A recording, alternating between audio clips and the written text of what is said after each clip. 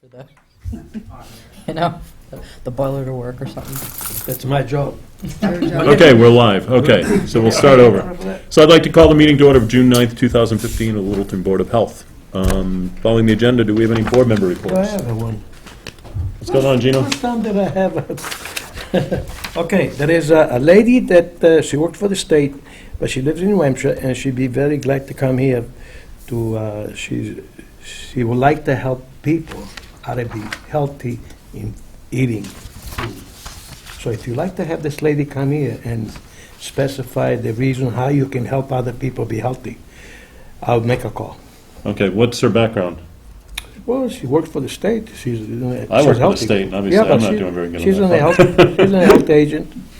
Yeah. She's something like Jimmy. Well, I mean, I'd be happy to put her on the agenda and have her come in and make a presentation and see if we can make use of her. That'd be nice, yeah. Sure. So if And you let me want- know when I'll call, You can work it out with Shelley. I think Yeah, anytime all we right. have time on the agenda, that'd be fine. when she's available. She will come from New Hampshire. She's a nice lady. Okay. What's her name? I don't have the name now, That's okay. because I'm telling you right now, I came from Lynn, and and I'm here. So if I would have taken my time, I would have been here at And 7:30. is she a Littleton resident, or she No, works for, she- this is she part of her lives in- state job? Yeah, part of the state job. Yeah.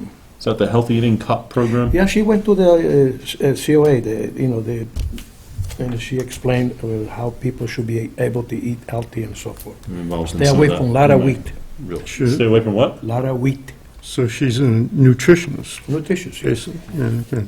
It'd be nice so the public will be able to, follow through when they show they. So my concern is I want to make sure it's sort of science-based and that sort of thing. No, and no, it's, I'm telling you, Okay.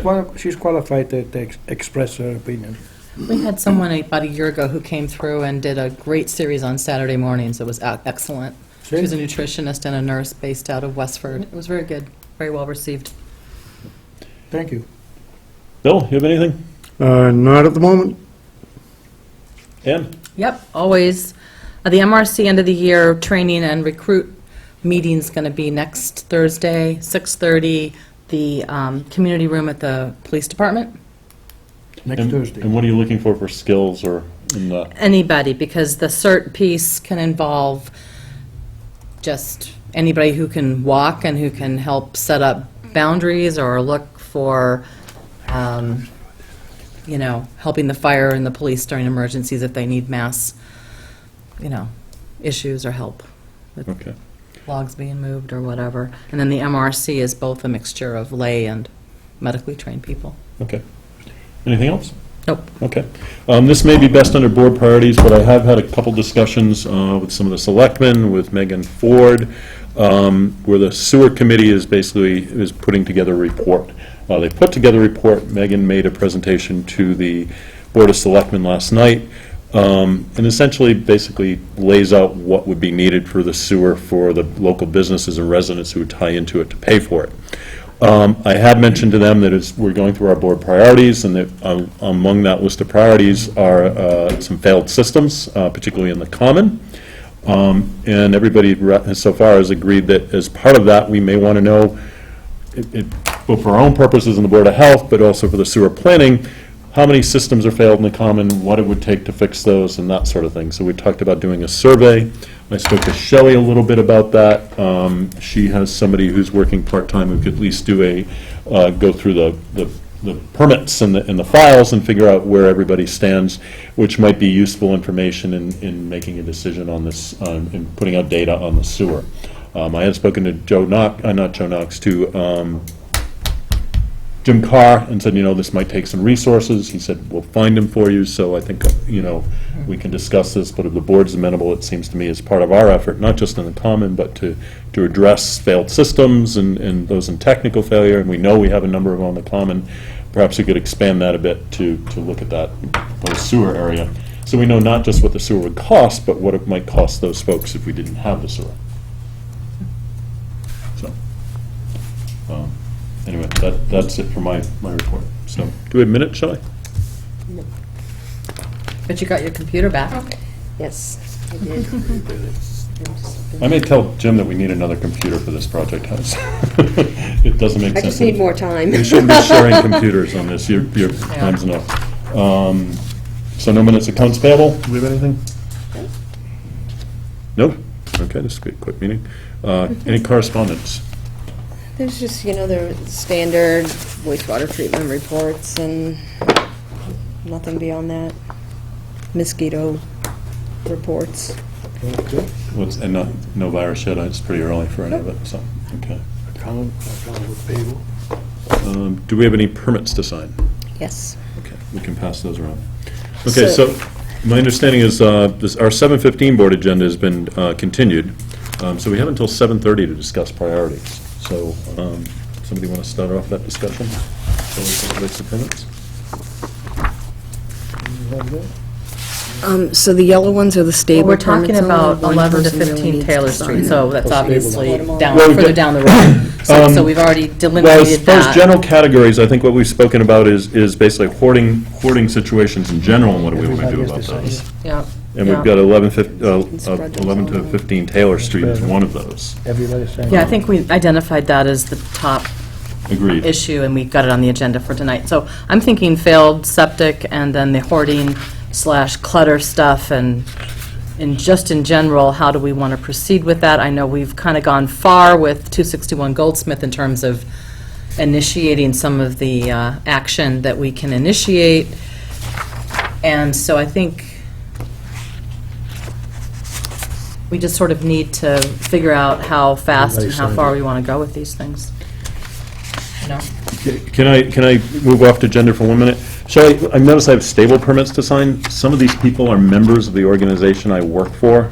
Okay, so only one person needs to sign them, so maybe I'll you spread just them out. don't sign them. What's that? So I've moved them to Bill as vice chair, but it give does it to have, Bill. it does have my name on the bottom. So I think it'd probably be more appropriate if somebody else Okay. signed those. Yeah. Yeah, we can all just sign a few, right? Yeah, Just it usually needs as long one as there's more. one signature of a Okay. board member I'll on just- I'll there. sign these. But So even though it has my name, it doesn't matter?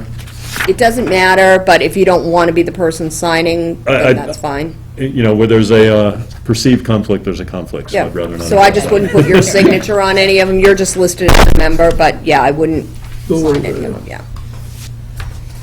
Okay. I'm sorry, Ann. I just, That's Give it to okay. Bill. That was just my thinking, is I think some of these we just need to figure out what we want to do going forward with 261 Goldsmith, because we did give her a order that if she doesn't clean up, we'll take her to housing court, correct, Jim? has she cleaned up, or did we She's give her a gonna- deadline? Maybe Jim can give an update. Continuum. Kind of a dribble drabble. Sometimes stuff gets picked up, then stuff moves out, so it's, if you looked at the site, most people would kind of, it depends the census. It's just- Yeah. But is it really a 40 days, maybe inside, and we've had some other history there. But as it stands today, there's a vehicle that's full of stuff, it'd be nice if that vehicle was gone. Yeah. Are they making forward movement? No. No. She just forward, backwards, we were involved in this case a long time ago, where we were trying to clean out the inside of the house, and we had arranged for heavy chore service to come in, Yeah. and as soon as they were putting stuff in the dumpster, she was taking it out, so they called us and said, look, we can't do this anymore. So there's more issues there than just, so it's not one of those that's gonna get cleaned up and stay cleaned up, it's always gonna be. And housing court probably won't solve that situation. I don't think she's concerned. I always tell people housing court's a good place for people who are concerned about going to court. Otherwise, it's just another process that's long and, Jury, yeah, okay. so, I guess my thought is I'll take a look at it as I go by and see. I mean, Okay, because we are trying to prioritize these. If you could take another shot at it, and maybe even an email report. I know you've got family, and you don't need to be here every time we meet, but shoot us email reports, so we've got the information we need to prioritize. So wouldn't housing court, though, provide some new resources, Jim? No. Nothing for mental health, the No. support she needs, nothing? No. Okay. No, that would really be the board to try to figure that out. And the person needs to be, again, we've been involved, and then it's just, Yeah. And He and I have followed this for Short a of- couple years. Court order to get at that mental health, she'd have to be amenable to it, and it doesn't sound like she is. Tell Ann to give me those I just. permits. Bill? Bill, go ahead. Bill? No, I think that we should really be careful of our conversation on this in reference to particular individuals. Yeah, I think anything but the property is probably where we're at. Okay. So I think just that's why I brought up the hoarding, is because I think there's a smattering of little different places. They're all at different, I think, levels of extreme and levels of involvement from members on this board and also Jim. So I think that's why I brought that up, is just to sort of give us some sort of a procedural or some type of a process that we want to go through. What are we going to do first? What are we going to do second?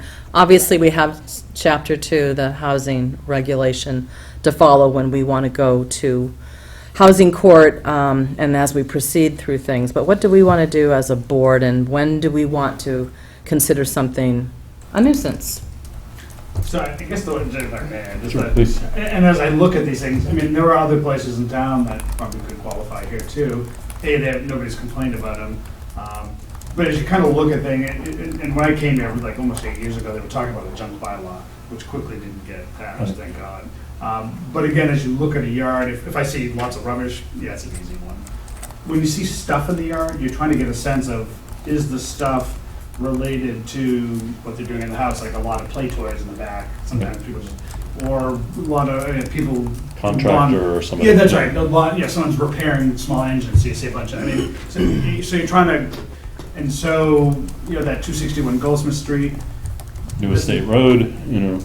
yeah, that's the other one I'm talking about, it just, I think we had complaint about the stove shop as well. Yeah. Well, in regard to what you're saying, yeah. one of the comments I wanted to make is, at what point does hoarding become actually a problem that the Board of Health should have to deal with? Because Brad just mentioned the stove shop, which is an entirely different situation because it's a business. But all I'm getting at is, if people are collecting lawnmowers, bicycles, anything like that, Yep. that isn't going to attract rats or whatever, is it really a Board of Health problem, or is it, I hate to say this, but, well, I shouldn't say I hate to say it, but I really think that we should be working in conjunction with maybe the planning board, and maybe a bylaw should be, you know, somehow brought about to accommodate those types of situations. And I know that you are very much against that sort of thing, but all I'm getting at is, I just look at a situation that is near the depot, and these other things don't hold a candle to it because of what is collected there. And it's a, you know, Related it's to a work. far cry from things that attract animals and things that they could care less about. And all I'm getting at is, within our priorities, we have to prioritize each, well, I would not agree. each, but that category. And I would suggest that our priorities are, I mean, certainly animal hoarding, I don't know if we've dealt with that in Littleton, I've dealt a lot with that in the past. That is a public health issue. And then I had a woman with 83 cats. Yeah, usually our In a nurses studio do that. apartment on Beacon Hill, that was a problem. A 83 public health cats? issue, 83 cats. And occasionally, not Right. often, we get those. So animal hoarding within, inside is an issue. I think some of the hoarding where it actually, it's indoors and it becomes a sanitary issue, I think, is certainly a public health issue as well. Where it's a messy yard, I think it would fall much further down on our priority list, Right. you know? And I'd like to see that kind of situation handled more by somebody else, basically. And I because would it's too. not- But I would agree with Bill, I don't It's not think a Board of necessarily Health issue, a bunch of junk cars in the yard is a Board of Health issue, that's a It's zoning unsightly. issue. but it's not necessarily unhealthy. Now, with that said, you have combinations of situation where all that junk in the yard can help harbor. Yep. Well, so Harper That's- is one of those that's things we look exactly for. Right. Filth is one of those things we Right, look for. but if you have a combination of filth and food waste and things like that, I think food waste would be something, if they're hoarding things that are biodegradable and manure or whatever, that becomes an issue. But harborage is an issue sometimes with that clutter, and where it is, I think it moves up on our scale of concerns. The other issue we had with one of the persons that we had been working on with a long time is kind of a scrapper. So one of the things was, you can't, and he has a landscaping business, so you can't go do the landscaping and say, geez, I'll take this stuff off your yard so I can get rid of it for you, bring it back to your place, sort out what you want, and then throw the rest of it away. I explained to him to me, it's considered a transfer station, and you're not permitted to do transfer stations. So I says, if you're going to take something from someone's yard after you do the landscaping, put it in your truck, take it to Devon's Recycling, or wherever you're going to ultimately dispose of it and get rid of it, or get a dumpster there, because we had another one that was I doing think I the same dealt with thing. on that case somewhere, or one similar, yeah. Yeah, well, there's another one on another street where same thing, just a little higher end of it, where they would buy, they clean out houses, and so they would do consignment, and they would take everything out. Some of the stuff they were gonna sell, some of the stuff was just tossed. So those are regulatory issues where there may be a That's direct right. public health concern, but there's a regulatory issue as far as them being a transfer station or some other And we regulated don't- activity. That's right, we don't want them to get to that point, and particularly the scrappers really run that fine line. My thought is if you bring home something of value and you take it, and then, Okay. other than if you're just bringing home junk, that's obviously junk. I don't know, it's a gray area there. But my thought is if you're bringing stuff home that you're ultimately disposing of from somebody else's property, I think that fits the definition of a transfer station. And to me, that would be actionable by the board. One of the key words you said was obviously junk, because when they were trying to pass a junk bylaw, Well, that's what's right. obviously junk to one person Yeah. is Man's junk obviously is man's something junk. that's Right. worth something to You somebody go around to else. all the farms and you keep the old tractor because there's still parts on it that probably work on the tractor you're using. That's They inventory. fall under a whole Okay, different- You they say how fall much more under a whole eloquently than I different do. set of rules anyway. I've been told that's inventory. Oh, okay, well, that's a good way to put it, I have to remember The that. part, they hit a part. So, I mean, and that, those are, Functional inventory. Well, and then you also have a situation where can people see it? The Mathesons have, it's like a history lesson in agriculture going back there, but nobody can see it, yeah, you know? and that is some of it. But my thought is if you had all your old tractors out front, I don't have a big problem with that. It's not really a health issue. you No, know? and if But it's out, farms are a different, they fall under a whole different category anyway. so I'm reminded often. All I'm getting at, Yeah. you know, if we were to apply the same rules to neighborhoods, Yeah. you know, So it I seemed like, can't begin to think what it would look like. Right. um, But we've had, over the past, sorry, go ahead. So it seemed like from the discussion, I mean, there seemed to be three major categories that we would consider definitely human health issues. Certainly animal hoarding would be. Indoor hoarding, where it becomes difficult to basically clean the place and then keep sanitary conditions. And those are That's difficult. chapter You two, almost yeah. have to be invited in. Right, Right. Yeah. but where we You can't know see about it. it, or it's a rental unit or something like that. That's right, we get then- called in, we'll then- deal with those, Then we do. absolutely. And if there's filth or waste or food waste. Secondary level would be when there's a regulatory violation, where there may not appear to be a direct public health, but we have rules and regulations that help it, keep it from getting that way, your trashers, Yeah. and those guys. And we do need to recognize that even if it seems benign in certain situations, a lot of this can become harbors for rats and other vermin. Oh, absolutely. The stove shop, if there were a lot of food waste nearby, if he had a dumpster with food in it, that would be a problem. Yeah, attractive. He doesn't, so it's not. Yeah. But in another scenario, it could be. That's right, you may have the potential for harborage there, but you have nothing that's there that they want to harbor for, I guess. Right, Yeah. but I mean, if he had a restaurant with a dumpster out there, that. Or one that- adjacent too. Or one Yeah. adjacent, Yeah. that could become a problem, and that might move into a different category for us, as long as we're prioritizing things this way. Well, and also you look at the neighborhood, you got the tracks right behind you there, so I mean, it's, and they'll then, get killed going across to And the. Gino on the other side of the track, Wait a minute, be nice to me.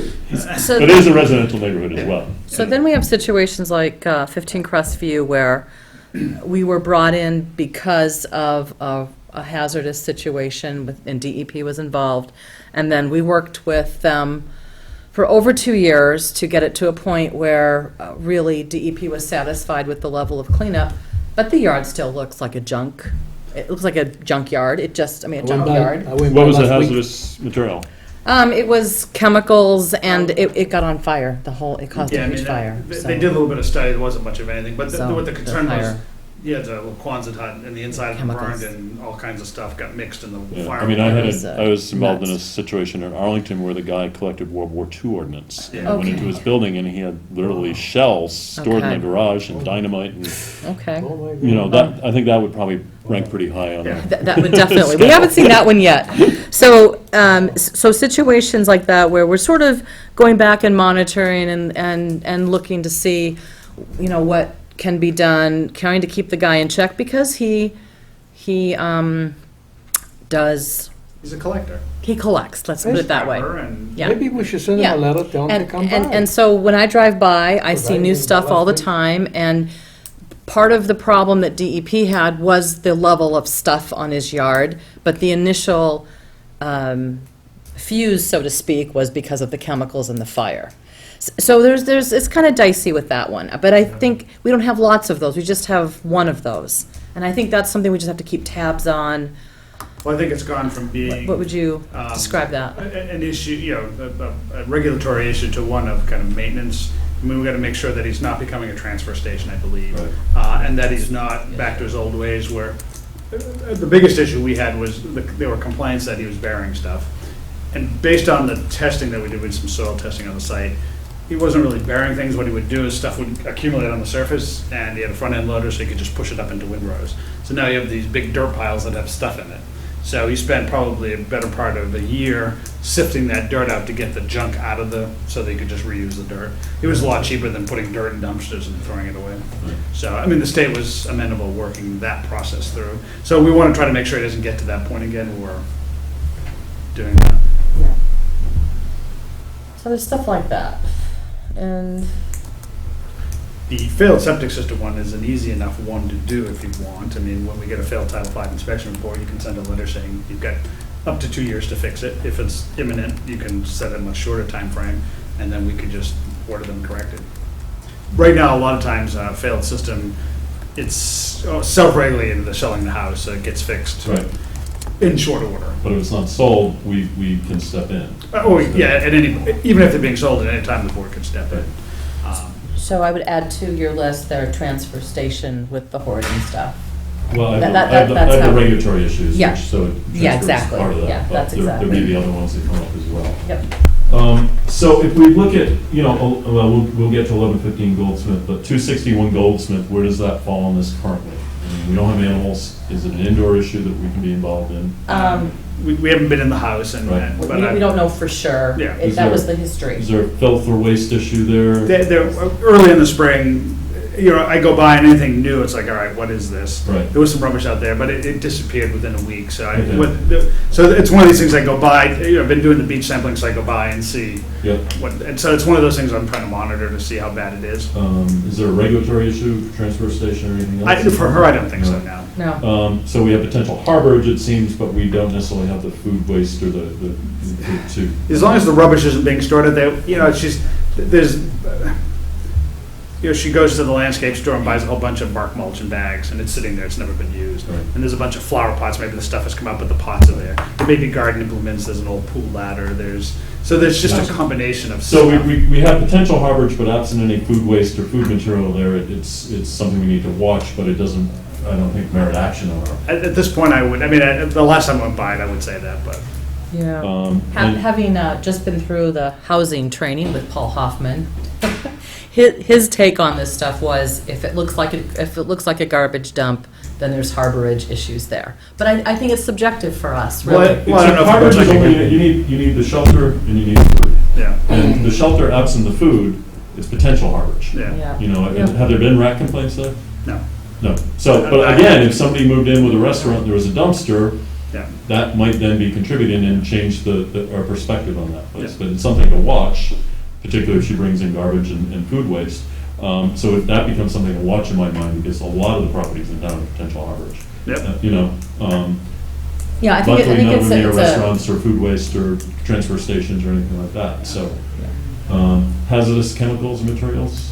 I don't think Yeah. she would have that. Oh, you mean at her site? Yeah. To the extent that she might have garden chemical, you know, pesticides, you know, for garden. Small amounts. Yeah, it's no. So, going through what we've kind of discussed as things that might trigger this as a priority for us, it seems like less of a Board of Health issue. At least doesn't mean we may not need to step in to keep it from becoming one. I but, think it's more of a maintenance, Maintenance. yeah. Kind of like the other one there on Crestview, so. You know, and Short of a bylaw Yeah. being passed, a junk law being passed, Yep. I think these are all getting thrown in our direction when, I'll say it again, I don't really think that most of them fall under the problem of Board of Health issue. I agree, and I think we have kind of a list of things that might define a Board of Health issue. Exactly. Well, I think, though, the background with 261 is that it was a hoarding, indoor hoarding that led to a lot of different issues with I that don't family. think we should be And so talking now, about specific sites, I'm sorry. at this There's point, I nobody think, here to represent them, so I think, okay, so I think at this point, it's just a maintenance to see, to I make would sure say it doesn't I'm going get, by regulation. make sure it doesn't get worse. So where we have potential harborage and that sort of situation, we need to watch it and make sure it doesn't go after harborage, for instance. We need, Or a if there's been a transfer history of station. certain materials being held there, we need to make sure they Yeah. are recharged. Well, and again, you don't have regular rubbish pickup in town, right? Everyone contracts? Yeah, or Okay. go to the dump. Done, okay. So that's, when it was out there, I figured that was the case, and so I would go by to see if, because it was out at the street, so I wasn't sure if she had a contractor picking up, but it did, the rubbish did go away, so whether she just put it out there while she was gonna load her car, or, Okay. yeah. Now, is there an expectation that the Board of Health deal with these sort of, I think by the aesthetic issues. townspeople, I think there is. so with that said, I think we really need to define what we feel we have the authority and the charge to do in this and make that clear to the planning board and zoning board. I Yeah, agree, and that's defined 100%. by the regulations. The board has broad Chapter powers, two. as we were talking earlier with Mr. Cahill and letting the town manager know that I could take care of the wild animals. Right. So, Yeah. so I'd be happy to draft something up for the board's approval at some point that kind of characterizes what we feel we can do, because, I mean, there is an expectation on some of this that I don't think we can meet.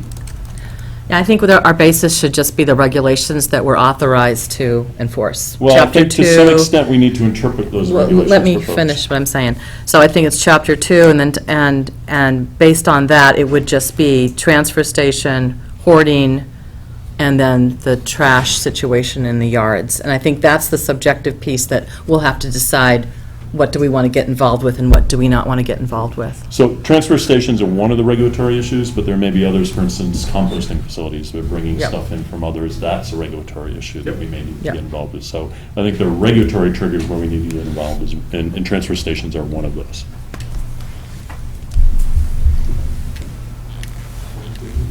Anyway, I'd be happy to work with Shelley to draft something up and for the board's approval, and we can share that with some of the other boards. I'd like to make one comment about failed septic systems.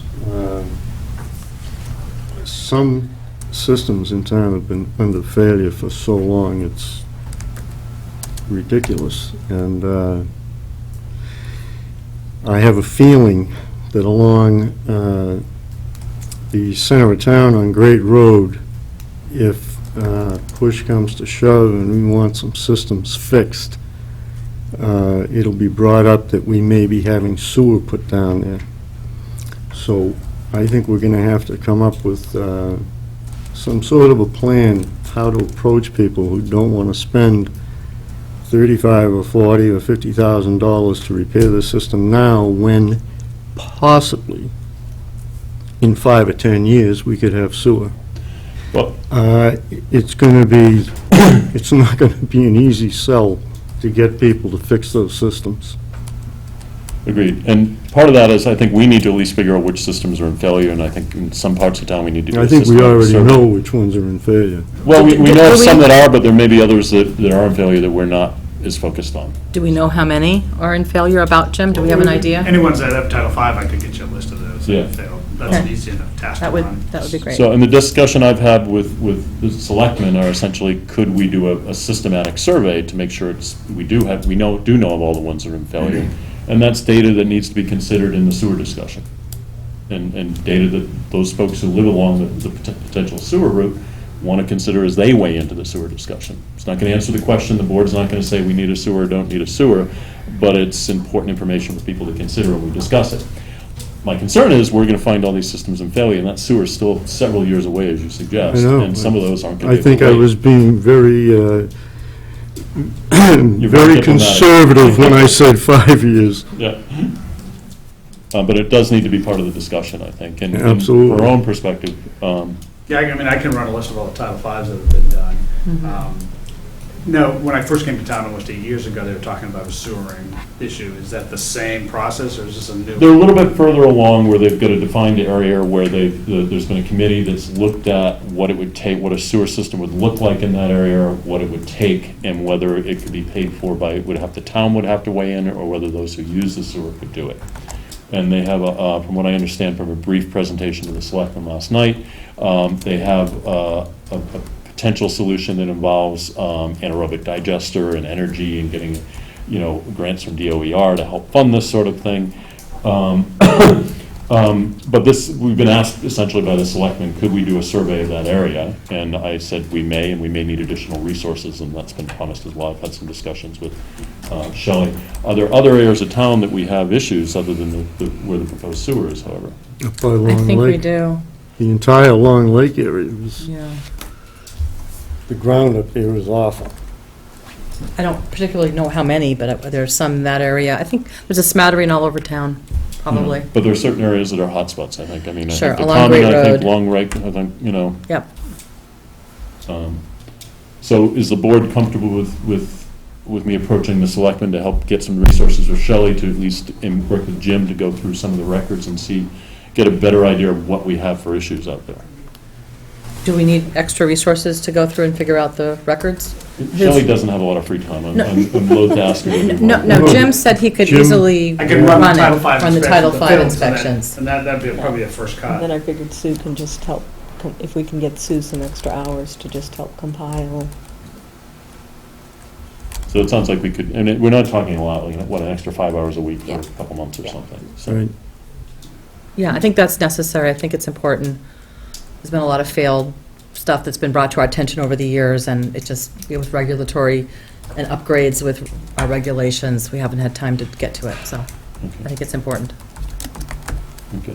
We have a lot of folks here for the next agenda item, and it is a little bit after 7:30, so if we can table this for now. What I'm hearing is it's okay for me, if board supports going to the selectmen to look for some resources. Make a motion. Would you like to make a motion? I'll make a motion that we go to the selectmen to get some extra resources to definitively research who is in failure, who is not, mostly who is in failure in Title V in Littleton. Do you want to do a particular emphasis on those two areas, since we're I not going to do think we should just run the general, I can run the whole report Run- for the run the whole past probably report. 12 years and tell you where the failed Yeah. systems are. Okay. Based on just Title do the V whole, inspection.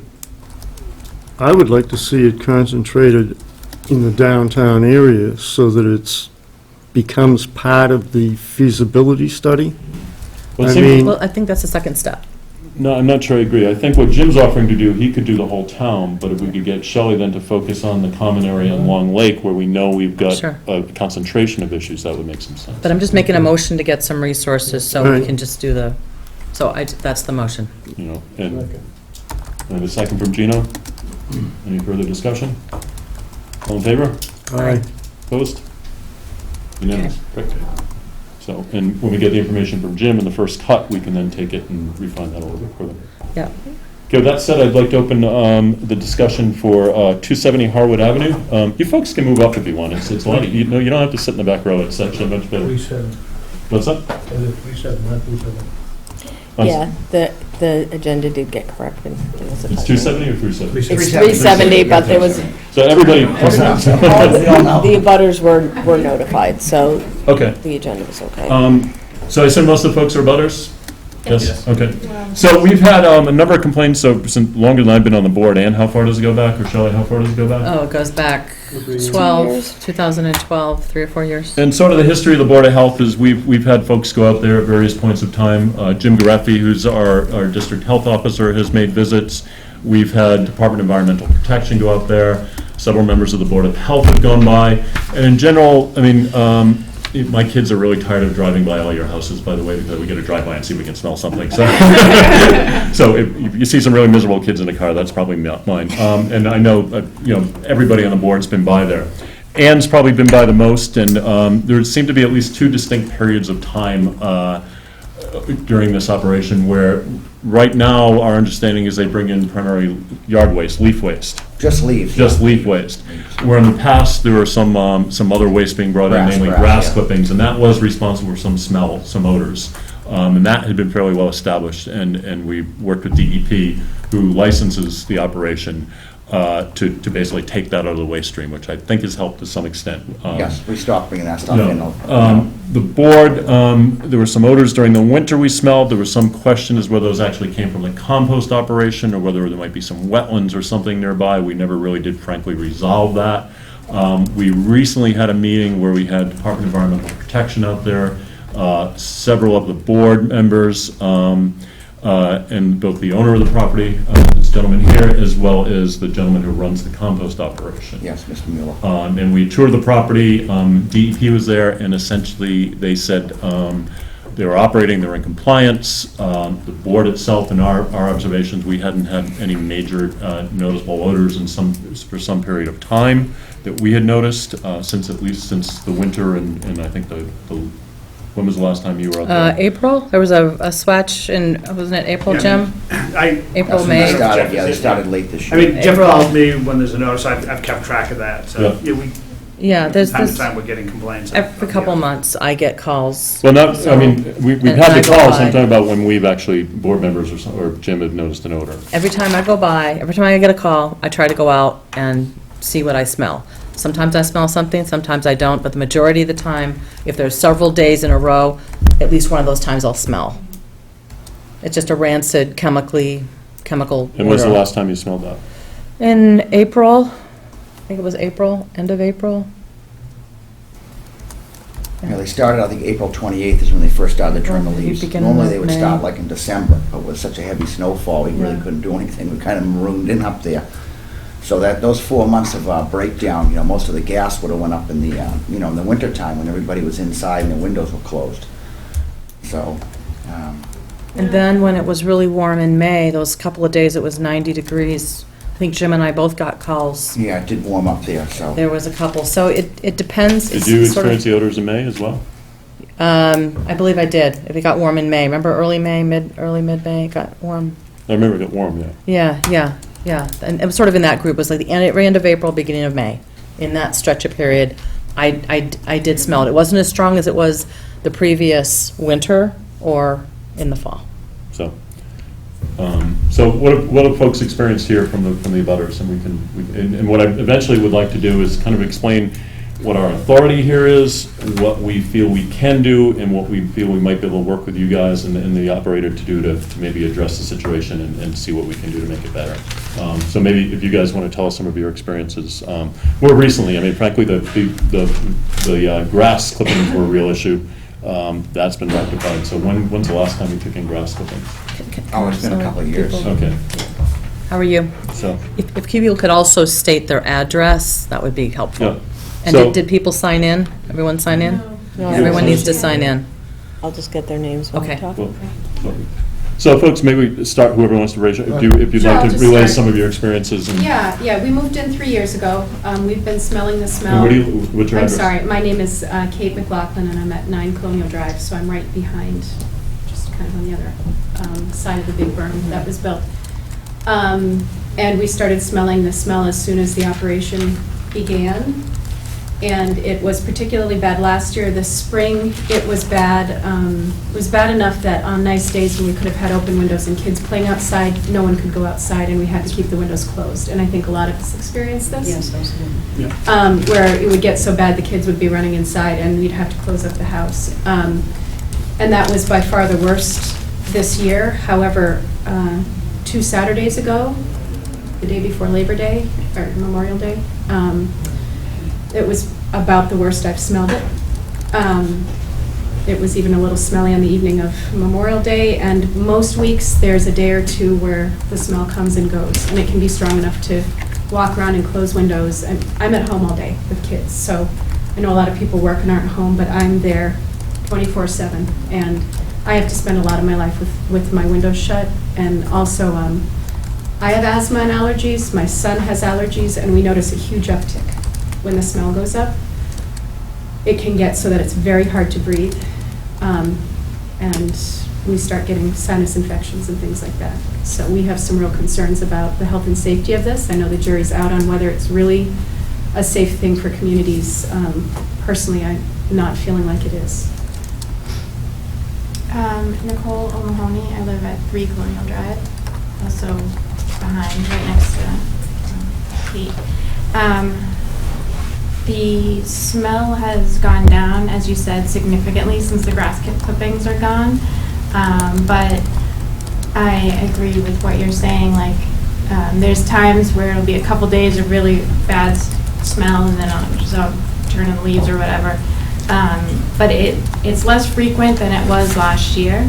But it does come and it goes, like once a week or something like that. Is it as severe, or? I think it really depends on which way the wind's blowing. And I try to do it only when the wind's, blowing Yeah. away from the, houses. Yeah. And we've got some foliage trying to block some of it. But it's definitely, some days you have to close the windows. And I also have asthma and allergies as well. Sir? I actually work at home now, so since Yeah. November anyway, I've Yeah. been subjected to it every day, yeah. I'm It sorry, does- if you could just I'm provide sorry, the Jeff name and Schachter, address. sorry, Jeff Schachter, SCHACHDER, at 6 Richard Way, sorry. Yeah, so I've been aware of the smell, noticing the smell on a regular basis. I think I call Jim every time I smell it, just as a way of recording it, so that I can look back on my phone records and know when it happened, and so Jim knows. It's been pretty regular, and it really is heavily wind dependent. I've correlated it. When the wind's coming from the due south, which is the direction the piles are from my house, it's coming at the house pretty much constantly. The intensity does vary. There are some days when you can notice it, but it's livable. There are other days where we have to, like you said, go inside. The kids don't want to play outside, and that's really disappointing because our kids love our neighborhood and love being outside with their friends. So maybe it doesn't happen quite as often, but I can count maybe 3 or 4 times so far since the snow went away. The kids haven't wanted to be outside because of the snow. And when the odor is that bad, what's the, I'm sure it varies, but what's the duration? Hours, days? It's days. Yeah. I think the last calls that I placed to Jim, actually last night and today, but prior to that, it was a 2 or 3 day period. It was all weekend, I think. Memorial Day weekend. Yeah, it was particularly. Yeah. I couldn't smell anything on Memorial Day weekend, and I live there, and I can't smell anything. I honestly can't. And Let's let these folks, Walked let's around. let these folks relay what they're Sorry, I'm sorry. experiencing first, and we'll come back. Joanne Attridge, I live at 19 Colonial Drive, Kingston. So I've experienced the same thing that these guys have.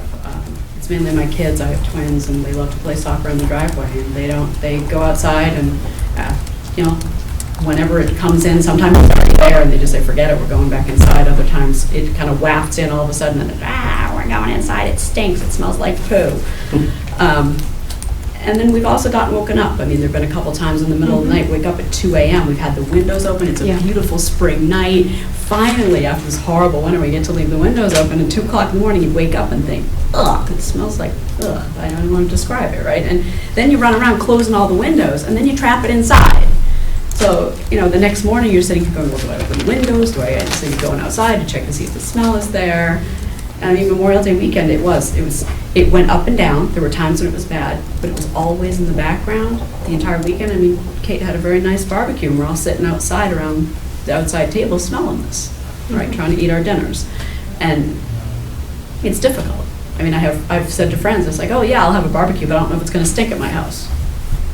So, it's not so much So is there a fun. time of the day it's usually worse? It's often worse at night, I've noticed. And then there are days, like Jeff said, where if it's particularly bad, it'll be all day, all night. But I've noticed that the peak of the bad smell is often at night. Yeah, that's what we leave the house early and come back late, so during the week, we notice it when we get home from work. Right. Right? So, So you don't know what's. So I really don't know what's going on. But we during do the have day. some folks who are at home, so. Right. Sir? Yep, my name's Greg McGurran. I live at 7 Richard Way, and I've had similar experiences to what other people have described. Going back 2 years ago, there used to be, it's a very strong odor. It would last 3 or 4 days at a time, maybe every 3 or 4 weeks. That has stopped. It's not that frequent, but like the others have said, Memorial Day weekend, noticed a very strong odor on and off during the course of the weekend. And actually last night, the wind was blowing from the due south. I was outside, and the wind kind of shifted direction, and we got a very strong smell, at the house as well. And again, it's to the point where, the kids will be outside playing, and they'll just come in 10 minutes after they go outside and say, oh, it's too smelly outside, we don't want to play. So it's, basically similar experience as what other people have described. Em? My name's Mary Drew. I live at 1 Richard Way. I've been there about 12 years. The smell, as everyone said, the smell has been bad. I live directly next to the farm, and the other thing that really bothers me is the manure piles. I mean, when I moved in 12 years ago, I was next to a pumpkin patch, a beautiful pumpkin patch, and now the manure piles have just gotten bigger and bigger and bigger, and there's really no amount of foliage that I can put in my yard that would block it. So to clarify, there is no manure being taken in there, correct? No, there's no manure pile So up there, it's no. leaf waste, it's compost piles. It's composted stuff. I'm not, No, it doesn't smell out in the corner, no. I'm not diminishing what you're saying, I'm just clarifying that it's not manure. I do have it. I feel the same way that Joanne does. We hesitate to invite people over for a barbecue because I think So it's do we. going to stink. And it's so Yeah, ugly. it's embarrassing. I don't know. I had asked you about it a couple weeks ago, Mary, and you said it wasn't an issue about it, you know what I mean? Yeah. Where I tried to talk to you about it, you know what I mean? So Yeah, you're you telling me did. two different things. Yeah. So you feel you can't use your property as, with normal usage of your property? No, You feel you No. cannot have your normal no, usage of your we're property? big entertainers, and I'm home with kids, that's what I do, I cook for people, stuff like that. I mean, I personally That's how I have cut that way, way down. Saying something at the grocery store when I saw you. but- So Jim, you're the person who officially responds to this. What has been your experience in, say, the last year or so, at least, or since they've stopped taking grass waste when you've investigated odor complaints? I mean, I've gone by there. What I try to do is unsolicited. If I'm coming that way, I try to go by and see, morning or afternoon. Actually, with Jeff, he'll call regularly, which is good, because if I'm there at the phone, I'll try to go right out when he experiences it, so I can. And there was one day, early this spring, where it wasn't just the typical compost smell. I think I had described it to you, it's kind of like that apple pumice. Right. It was a different smell, not something you might associate very quickly with. But most of the times I've been by there, it's got a leaf smell to it, or kind of a tobacco smell, if you will. I mean, that's the best way I could describe it. And the times I've been there, it has been wind dependent, so particularly on the backside of the circle, that's when I've noticed it. But, I mean, I've been there and then it's gone. So if you stand there long enough, you'll catch the smell and then it's gone. And when you've been there, has it been a strong odor, faint odor, or various? Probably not the best, but it's been strong enough so I can identify what I'm smelling. I know that it's the leaves, because I've been up at the site, so I know what that smell is, and I've been down in the circle and getting the same smell. So, And you wanted to weigh in before, I just wanted to go around and kind of get it, so. Well, when they do the turning up there, they try to turn their leaves only when the wind is blowing away from the neighborhood. If the wind, if it's they can notice that it's changing direction with like the flag up there, they'll stop. But they're not constantly turning leaves like all day. They might move leaves for an hour, then they'll be over moving some dirt around. Some days they might move them all day, but not typically, so. But, I am trying to, look out for my neighbors over here and run a business also, you know what I mean? I realize, it was really offensive with the grass, because when, the breakdown, when the grass breaks down, it has an offensive odor. And now, if there's an odor, I honestly can't detect it. I mean, I can't smell it. I drive by dairy farms on the way home from work every day, and I know several farms, and I can smell that stronger than I can at my place, if anything, you know what I mean? So, I wouldn't do something if I thought it was offending my neighbors over there, so, But it is. yeah. I mean, we all try and be good neighbors to each other and Yeah. to you, but it is very offensive. And to be honest with you, I would not have purchased a home there Yeah. 3 years ago had I known. I had been wouldn't there have, first, and so I it would be know. hard to sell a home. Yeah. Yeah. If we were to put out, any of us were to put a house on the market, it would be totally dependent on what state the wind is blowing. How would you plan an open house? We can't. We did just sell one house, though, in the cul-de-sac. They did It's actually. farther away. It is, from the yeah. houses. It's It's actually probably It's the the house first, that's farthest away from Miles. not by much, to be fair. I'm not doubting there might be Well, different it's- difficulties, but, so here's where the Board of Health comes from on this. We have some authority on something called nuisance regulations. There was also some air pollution regulations, I don't think are as relevant, probably best administered by the state, and we have something called nuisance regulations, where we can take action against something that has particularly bad odor. There are a couple challenges there is, and having dealt with a lot of odor complaints and other jobs and that sort of thing, it's very, very subjective. So I'm not diminishing anything you're saying, I'm not questioning your characterization of it, it's just very subjective, and I can only imagine it's worse when you're sitting there barbecuing it than when I drive by with my kids. It probably impacts you more, and that's where some of the subjectivity comes by. So we do have authority, but we need to basically verify that. We verified a couple instances, we need some changes, it seems to get better, but what we'd be looking for nuisance would be prolonged periods of very bad odors. We haven't experienced that as a board. I'm not saying it doesn't What exist. would be an example of a prolonged period? Is it a day, 2 days? I'd say 4 or 5 hours. Again, even this is subjective. It's very difficult. And that's the problem with something like a nuisance or an odor is it's really, and part of the reason we have we're missing one person, but we have a 6-member board is so that we have some consensus on that and it's not one person. And all of us have tried to go drive by there. You know, it's not necessarily at 9 o'clock at night. You know, it's in the morning on the way to work, it's on the way home, so we're missing things. So I think there's a few things we'd like to do here we can't take action now. But we did want to reach out to you folks, let you know that we are paying attention, let you know what our authority is, what we think we can do, what would trigger that, but also to come up with kind of a strategy to either make it better and or to document the things you've been finding. So if it is true, we can do it. We prefer to make it better, so if there are things we can do, and we do have some ideas on that. One is we'd like to really kind of codify our monitoring of this. So right now, Shelley, if somebody has a complaint, they email you, they call Jim, how do we?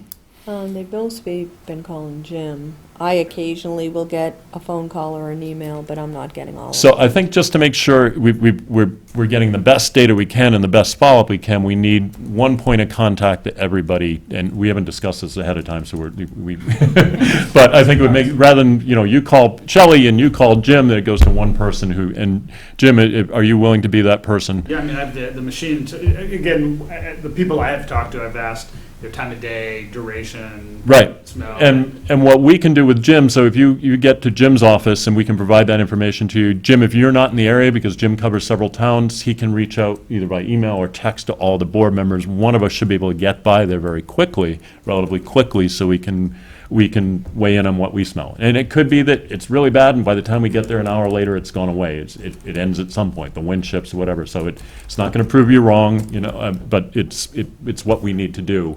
But to sort of codify that, so we've got the fastest response possible and that everybody's response is treated equally well, I think it would make sense if everybody called Jim, and Jim, we can share our contacts with you. So if you're not in the area, one of us who is can go by there. Does that make sense to board members? It does. I'm free during the day, and I have more flexible time, I believe, maybe other than Gino, and I'm happy to go by. Yeah. May I say Okay. something? Sure, Gino. All right, thank you, Mr. Chairman. I live in Harbor Avenue, and I go by there every day. I don't know where you people live. I mean, is it too far from his business, or is it very close to his We're business? abutting his business. We all Because share a I go by, property. I understand, I believe you, but I also believe in him too, because I myself, and I don't lie, this gentleman, Bill Cole, the inspector, the DEP came, and the conservation people came, and they couldn't find any bad odor. It comes and goes, so Well, if you're coming once in a while. I know, but you have to realize, I sympathize with you people so much that I probably, you want to say, well, Gino, is he with us or is with the gentleman? I happen to know him many years, and he always tried to accommodate his neighbors, and I can vouch for that.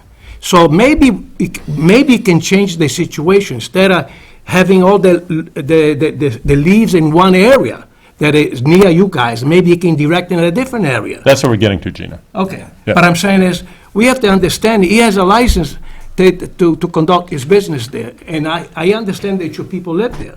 So it's like Solomon says, you wanted me to divide the little baby in two? We can't do that. So that's my opinion, and I sympathize with you. Yes, Did we ma'am. ask you to? I think the thing is that it's a business operating in a residential area, right? So they're all houses, they're all families, they're all people living there, and it's a Commercial? It's a commercial business. in It's the an middle. agricultural business, I'm sorry. Well, actually, you don't have an agricultural composting permit. You have a commercial composting permit for It's a DEP. commercial business. So, It's- so agricultural it's not- composting permit, if you were there's two kinds of agricultural operations. One's ag, one's non-ag. He happens to be non-ag. The ag, normal odors are allowed, so we don't have to go there. But unfortunately, we don't control that. That's more the zoning and the Board of Selectmen who gave that. That's been done. We can deal with what we have now. And essentially what we're telling you is, we don't disbelieve you, we just haven't been able to verify the magnitude of this. Yes, sir. A question perhaps for Jim, who's got the technical experience. Yes, the experience of odor is a subjective thing. Some people actually smell skunks and enjoy the smell, Right. as I am led to believe. But the chemicals in the air that cause the odor are there, and presumably with the appropriate technology could be measured. Is that prohibitively expensive? First of all, is it possible? Is it prohibitively expensive? Is it possible for us to set up some kind of objective scientific way of measuring the concentration of these chemicals so we know on a day-to-day basis what's going on? But then there's the third thing, are there standards for those chemicals that you're measuring? And then the fourth thing is airflow.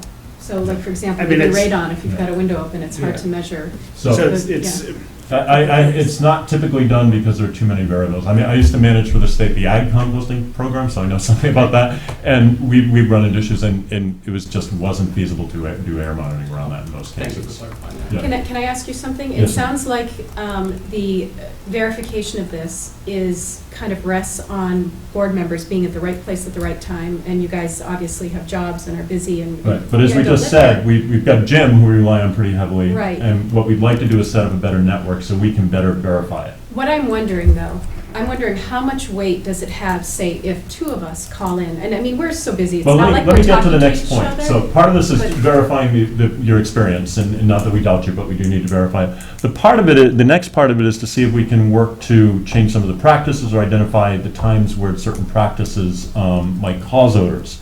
So maybe I can move on to the second section, is what we'd like to do is, if you guys are amenable, and if I realize, if you're not, I understand it may take a little bit of time, is create a standard log for you folks. So there'll be a log sheet that'll have a few fields on it, time of day, intensity, odor, and that you would also please send in independently, so if we have 12 people call in during a period of time, and we go back and figure this happened to be when he turned the piles in the early morning, or during a thermal inversion, or during a period of high heat, or something like that. So we can identify some trends that might cause that situation and might cause worse odors. And then work with the operator and work with you folks together. It may or may not work, but we figured it's worth a try. But unfortunately, and it's not your fault certainly, I think it's ours to coordinate this better. We've got kind of haphazard information coming in. It's impossible to draw those connections and maybe suggest potential changes. And we may, even with the best data, we may not be able to find them. I'm not promising that, but if we don't actually look at that, I used to deal a lot with chemicals that are used in agriculture, and one of the issues we finally realized was the odors were worse during thermal inversions. So we came up with regulations that said you don't do it during a thermal inversion, which happened mainly in the fall. And we put out information on how to know when one's coming and one's there, and it dropped our complaints by about 95%. That may or may not happen here. Hopefully it will, but we sort of need to figure out, is there some particular activity? Is there some weather pattern? I think the wind has something to do with it. I think you've all noticed that. That we can use to help manage the situation better, to make the odors better. And that's not crossing off the potential or supporting the potential that we may exercise, regulatory authority. We're not there yet, but it doesn't mean we will or won't be. But if we can make things better without exercising that works for everybody. So we just keep living this experiment. Unless you have a better solution. Well, we can't leave. Right. So And we can't take action I couldn't sell my house even if I wanted to. and we can't take action without more verifiable information on what's going on. Yeah, I'm sorry, my question wasn't fully answered before. Okay. So if we do a log, Yep. and you're able to see overlap in Yep. that, and like I said, we don't really talk to each other because everybody works and everybody's busy, so it's not like we're I'm saying not all this accusing you of that either. I'm just saying No, but I'm just that's- saying, just as a matter of, as a matter of fact, we're not really, we're not colluding here, but if you were to take these logs and see that, okay, 3 people have this experience at the same time, is that something that carries the same kind of weight as one of you coming out and smelling it during that time? Or is verification totally dependent on sort of the happenstance of somebody coming by at the right time? I don't think it's necessarily happenstance. But do you understand what I'm saying? Is enough of us speaking up at the same time about the same thing a verification? Is that satisfy your requirement to verify that something is happening? Because I will tell you that, I mean, like I said, I don't get home until probably 5:30 or 6 o'clock, and then especially in the summer, we go out with the boys, we have them kick soccer balls around. So I would say 100% of the times that I've called Jim, I've gotten the machine. I've Right. never, and I mean, you guys aren't, so he's not gonna get that message, so he's not gonna be able to call you. And we You're may not need gonna a be able better come out at means for you 7 to get that p.m. information to us as well. So, But a text line? we- Or line we can Weekends? text? What happens on weekends? We'll come up with something. Okay, we could just invite the board to a barbecue every weekend. We'd be okay with that. The answer to your question is, I We don't have know. beer. I mean, we need to look at what the information is, and, I mean, if we, what we're looking for is trends. Okay. Overall. Sure. So trends in what's happening on the farm, what's happening on the weather, what you're all experiencing at the same time. You know, if we get all of you or several of you saying you're getting the exact same odors during the exact same time with a very similar intensity, yeah, that's much stronger evidence for us to act on. Will it be enough for us to act on? I don't know, we kind of got to look at all the stuff at once to do that.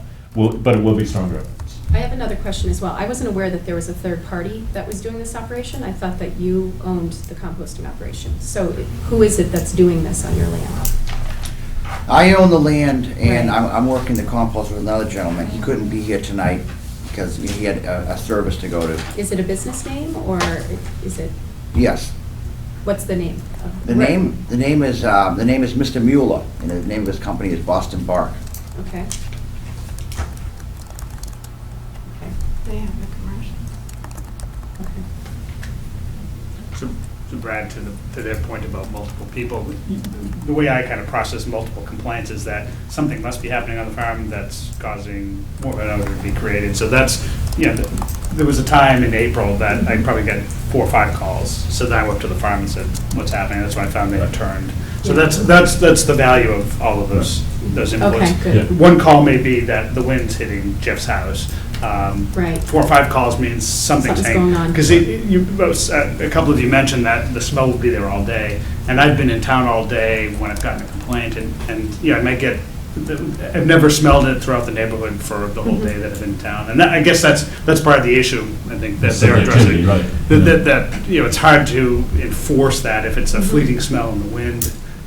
If it was there all day long, yeah, that would make a difference, I would say. To further clarify, I mean, if we had several people call once, it would be stronger evidence. I can't promise it would be enough for us to shut somebody down, but it would be stronger evidence for us to Okay. do it. So But- if we log and we call or we do whatever, are you gonna have to do a log of what you're doing I on am the keeping a farm? log, yes, and I'm gonna Okay. keep. So part of what we want to look for So is then not we just the can match weather and the the- rainfall and the temperature, and wind is going to be tough, but also, you know, we'd like to correlate that. Does it happen when he turns piles? Does it happen when he brings in new stuff, or, you know, when Yeah, he would it make screens and sense to stuff? do it on one set day, get a lot done, then let it, you know, sit for a while, and then, you know. Happen when he's on a certain part of the property, so that's part of it as well.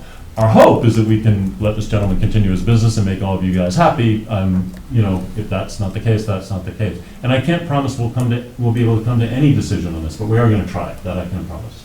Can I also ask you from a zoning point of view, what are the restrictions for a commercial operation like this on farmland and Unfortunately, you in have to ask the residential area? zoning board.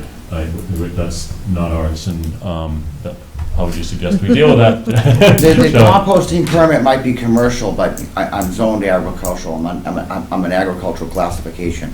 Right, I so have been a my long, question long is, time. how then you end up with a commercial permit on agricultural land in a residential area to do something that makes smells? Because I'm just my wondering- zoning is different than your zoning, I'm I know separate, you you're know what I'm ag, saying? but you're not No, commercial. unfortunately, there's a section of law, state law covering agricultural zoning, 40A Section 3, and absent an agricultural composting permit, you're not protected by that.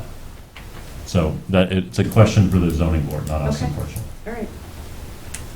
Now, I've had to go before them about it, and where I wasn't removing the actual physical ground under my feet. Yeah. I didn't need a permit for that, because I was just, I wasn't removing the earth. Yeah, that's a whole different thing when you start Yeah. removing earth, but Yeah. zoning for ag, again, if you're in an agricultural permit, you would qualify, but with a commercial permit, you don't. The other comment is that everybody keeps saying, well, like, you could spend an entire day and you don't smell it all day. You do get used to smells. I mean, when you cook garlic in your house after an hour, you don't smell it anymore, right? So, I mean, I'm sure that's partially why you don't smell it. I've smelled it, and then after a while, it seems to have gone away, and then I'll have a friend come over and say, ugh, what's that smell? They go, oh, I don't smell it anymore. So, I mean, you do get used to smells, right? So, Yeah. but that doesn't mean it's okay. Yeah, and odors, even when they go up and down, so, I mean, I drove by there on Memorial Day weekend, it didn't smell anything, that could have just been one of the periods it was waning, you know? Right. It was a windy weekend, so it's like. Exactly, yeah, so, yeah. I mean, so the difficulty, but we're gonna, basically what we're saying is we're gonna try to work towards a solution one way or the other, with all I this think here. the best solution would be one where we can all be fine with this. I mean, I'm not here trying to put him out of business. And I right? think this That's not gentleman the point. wants to, he We just doesn't. want to try and be able to take our kids outside and play, right? So it's, He doesn't want to stop you from doing this, so if we can get some of this information from you folks, we'll get your email contacts, we'll just make sure we all have the same kind of log, so we're all getting the same data. We'll try not to make it so it's taking too much time. Jim, maybe you and I can trade, or the board can trade some emails with you on that. They're right, though, that, you know, your 9 to 5 or whatever your hours are there is, we'll come up with another way, and if you leave your contact information, email's probably best, Shelley? Yeah, if everybody leaves their name and email address, and then We'll find a way to make sure create everybody the gets log and even after email it out hours. to everybody with what the contact phone number will be for. If we want to bother the Bolton Police, for example, and drive by, that seems like a bit much for. Yeah, there's enough of us on the board, and, you know, most of us live within a couple miles of you. It's a small town that, between us, one of us or more should be able to get out there when there's a complaint. We just need to find a way to make sure you guys can get it to everybody quickly. And when Jim's here, he is our agent as well, so he's got a little bit more for you. Is there any data available to us as abutters about proven safety, air safety of commercial scale composting? Not that this board is in possession of. Okay, You because might I've check read with. things that suggest that there are some really serious, and I know an awful lot about, you know, microorganisms in soils. I do a lot of gardening. I'm involved with a farm. I know a fair bit about what it takes to break things down, and I am very concerned, and for very good reasons, about what is going on a microbial level Yeah. that becomes airborne in a commercial compost The rules situation. and regulations for this are governed by the state and through the Department of Environmental Protection. So my suggestion would be to contact them on this issue. They in their rulemaking, they have an Office of Research and Standards, and whenever rules come up around this where there's a potential human health risk, they review all the data, and they should be able to provide you at least a bibliography of what studies they considered when they did the rulemaking. Okay. We act on that, we don't create it, so we don't really frankly have that level of And resources. if we were to come up with information, I mean, I'm not going to go digging for negative stuff, but if I happen to come across in my research that there's compelling evidence, is that something that would be taken into account here, or really does that just remain on a state level?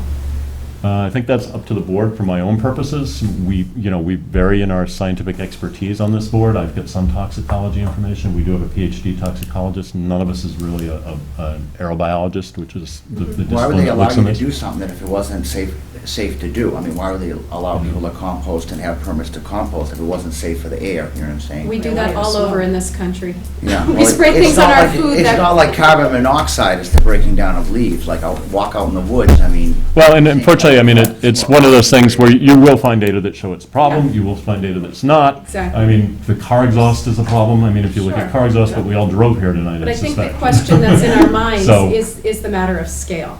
You know, what's happening there is a natural process, but it is happening on a scale that is not natural and is not found anywhere in nature, and is being manipulated by turning, which everyone does with their compost piles, which accelerates natural activities that are, you know, essentially good, but really can get out of control.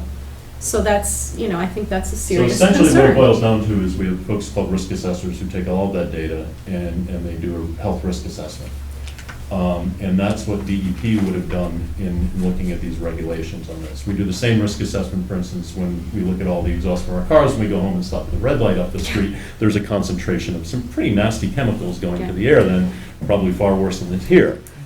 You're there more than you are at the intersection. So all of that's done in a risk assessment. EPA does those initially, and then DEP does them. Municipalities, quite frankly, don't have the resources or very often the expertise to do that. So we do rely heavily on the state if they tell us it's okay. I have a question, I'm not sure it's for this board, it might even be for Rich, but I'm worried about the resale value of my house because of because we can see the piles. I'm just worried about that. I don't know. Yeah. Unfortunately, so what this board deals with is public health issues, and that's outside of our purview. That's one that's typically picked up by a zoning board or a planning board. It's not within our charge or within our authority to consider or even look at those issues. So I understand your concern, I appreciate it, but this board doesn't have the authority or the purview to deal with that. We did not permit this facility. We've just been asked to come in because of potential health complaints. DEP permits it, and I believe the selectmen. So. Do you know, is there any water testing that's done on standing water on the property or anything like that? Or is this just? I don't have any sort of standing water anecdotal? on the property, it's just, it's all a hill and it's a high ground. There is standing water right behind my house, and where the berm is, where we abut, right where the Drews are, and where. Well, there might be a homes little are. bit of a pooling area. When I was in there one spring with a front end loader and made some ruts, so water stuck there, but there's not standing water on my land. So there typically won't be. It might have been a puddle there, but drain off. There was a great big amount of standing water there. Oh, because that can just be And graded that off. could have been that it was, Yeah. it could have been runoff, it could have been that it was wet, I don't remember, but it was more than a puddle. So there typically isn't any testing of standing water in any situation. Depending on the water resources nearby, I mean, there are setbacks from wells for this sort of activity, there's setbacks how from much surface is water. that? That I'm not sure, I think we need to revisit those regulations, DEP. Actually, for a compost operation, where they're not bringing in manure, I'm not sure there's a setback. But if there's, depending what you're composting, there may be testing of wells or surface water, but in this situation, I don't believe there is. There is a wetland nearby. But the Conservation Commission looks at that, and I don't think they've determined, they've decided to do any testing on that. So I don't believe there's anything that would trigger testing. Is anybody on wells? We have You're on wells, and my Town wellhead water doesn't is go down. 20 feet from the Yeah, property this- line, it's 30 feet from that The berm. chemicals associated with this are, the concerns are really more airborne, as you suggest, for I sensitive would imagine populations so. than Yeah. groundwater. You might- Otherwise, you might know, wanna- oh, excuse me. frankly, there's a lot of anaerobic and aerobic digestion of organic matter going on in the wetland right next to you as well, so. Well, yeah, and I mean, when things percolate through the Yeah. soil, it's a whole different So thing. if you were bringing other. Hang on, sorry. Your well is how many feet from your property line, and you abut his farm? I'm maybe not even 20 feet. Okay, remember when we talked to Martinson? He said the nearest well should be 250 feet? I think when they did the registration initially, so when this whole process started with the registration process of DEP, and then DEP changed the regulations to kind of encourage anaerobic digestion and composting a few years back, because we're trying to save or Yeah. deal with Yeah. solid waste. So the original registration plan calls for showing wells within 250 feet. Yeah, ours is right near the property line. We have about 10 feet of kind of no man's land. It's an old cart track, which is, public, it's town property. And then the berm, I own Toss a chicken. that cart path I own right up to the second wall, far wall. Oh, you do? Yeah, I do. I own But- when you guys built the well, but I knew the people before you that were there for 30 years. I hate to say it, I hope they didn't put the well on my land, you know what I'm saying? Because No, the well is people on- asked me to put wells on my land and I couldn't let them do The it. well is on my land. I know And, the, Yeah, we I have a- own right behind the We have a house. septic system plan that Yeah. shows where the well is. Okay, I'm sorry, because people had asked me years ago, I said no. So typically where testing comes in for groundwater and wells is with a compost, if somebody's bringing in manure or something, a lot of nitrogen, or livestock carcasses or things like that. I haven't typically seen it done for this. was And there not manure at the start of this? Because I could have sworn I was smelling horse manure. No, at the there's start no of the manure. operation. I don't allow any manure. No. Any of the time Okay. I've been up there, it's been leaves, and the Okay. problem, when we were having a problem, is when there was grass and. Yeah, and there was we've grass explained coming I that. do Yeah. have one other concern. I had actually bought a load of compost from you when we first moved in. You had come up with a dump truck of it. I picked out probably a full trash barrel full of garbage. Oh, It I'm was tin sorry. cans I'm and- sorry, miss. I just started doing the composting, and I'm sorry, it wasn't screen material. I wish you had brought that to my attention then. Well, I was new to the neighborhood, and I should have, and next time. Yeah, I I'm certainly sorry, would that was a again, But I was mistake. new to the neighborhood, and I did not want to make enemies, and, Yeah. I mean, we're self-employed, I wasn't going to mess with anybody's business, but Yeah. yes, it was, in fact, a lot of it's still behind my garage, because I ended up not being able to use it on the garden, because it was so full of wrappers and trash cans and plastic. No, I so wouldn't you've have done changed your something with operation, wrappers. because I remember looking at some of your older berms, and seemed like a lot of plastic at the bottom of that. Were you bringing in different materials in the past? No, just there was a short time where the grass was brought in, and that, gave off the odor, so I stopped, you know? Yeah. I do know, and so in our site visit with DP, you know, one of the things I always look for in these things is, well, not that I don't just trust you, I look for everybody. I mean, I did not see wrap plastic and things mixed in with it, except Oh, you for can see one it old right from pile the in the window. back at the bottom. You can see the plastic from the window? Yeah. Yeah, there's one place along the There's a back. couple of pieces I picked out of there, but out of all that. There's one of the material, berms where I there are a could see it, the couple newer pieces. berms that he's currently working, there was none. You brought me 3 cubic yards and I filled a trash barrel. That's not a few pieces. That's How a long ago was lot that? No, it's not, Of though. compressed trash. How long ago was that, though? I mean, That was honestly. 3 years ago. Yeah, I This wish- time, 3 years ago. Yeah. I'm very sorry about that. That might have been a mistake or something, because I don't know how I dropped something. But it does like bring that into off like question that, what you you're know what I bringing mean? in, and It the does. newer stuff I've seen, It's good. 90% of what I saw didn't have plastic in it. Some of the older berms at the bottom had some plastic. No, I'm not sure where they- 99.9%. I mean, you might find a couple little pieces here that blow in, but Yeah.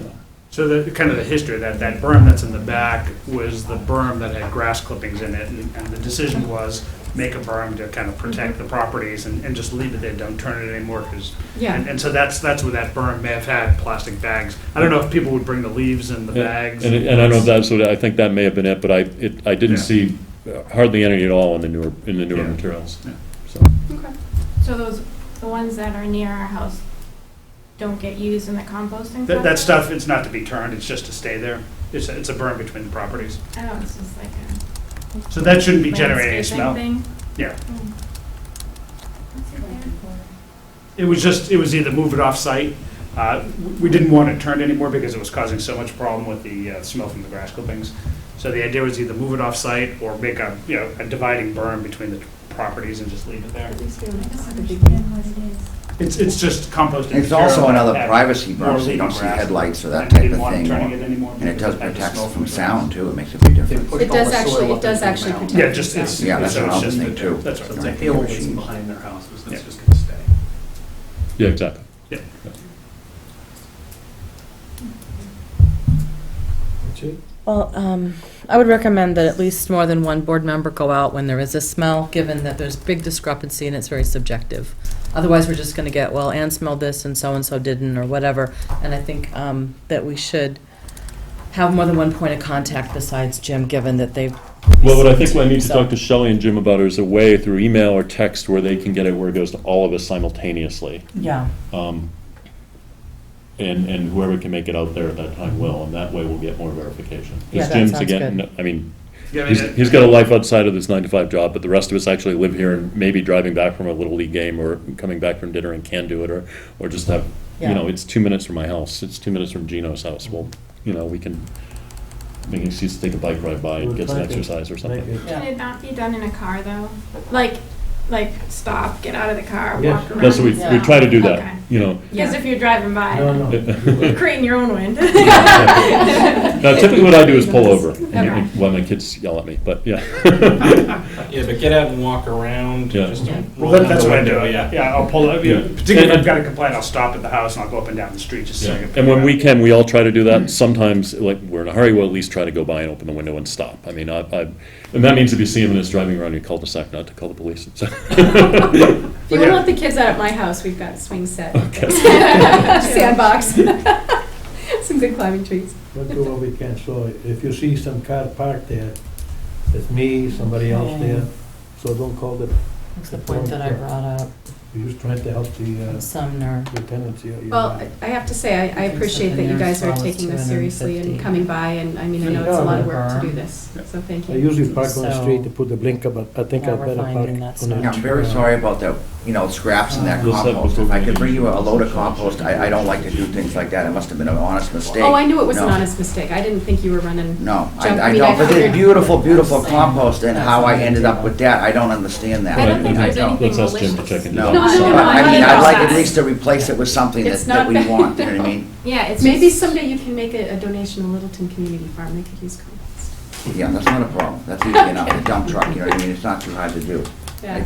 I'm sorry about the mix-up, I really am. No, that's okay. I was just bringing that up because I was wondering about the breakdown in surface water. You but I can do see what believe kind of that it's better a quality. gentleman he is, he really apologized. I agree. And he tried to help you guys, you know what I mean?